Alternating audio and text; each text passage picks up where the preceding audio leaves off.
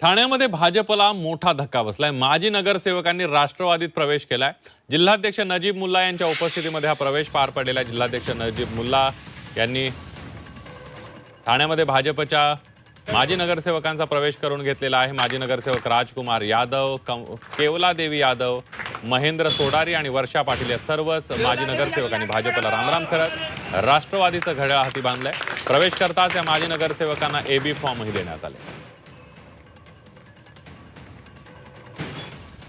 आज आम्हाला असं दुःख वाटतोय ना की आज आमचे वडील 84 पासून भारतीय जनता पार्टीमध्ये सभासद होते। तेव्हापासून आम्ही वागले स्टेटमध्ये भारतीय जनता पार्टी तेव्हा 0 होता। आमच्या वडिलांसोबत त्यांचे कार्यकर्ता आणि सोबत राहून आमचे पक्ष भारतीय जनता पार्टी वाढवलं आम्ही तिथं 2.5 कोटी रुपयामध्ये। हे दोघे आमदार आहेत ना, हे दोघे आमदारांनी 2.5 कोटी रुपये आमची सीट विकले। आम्ही त्याचा निषेध करतो। त्यांना जेव्हा आम्ही ना आमचे इंद्रनगरचे रहिवासी आहे ना, त्यांना येणाऱ्या 16 तारखेला दाखवून देणार आहे।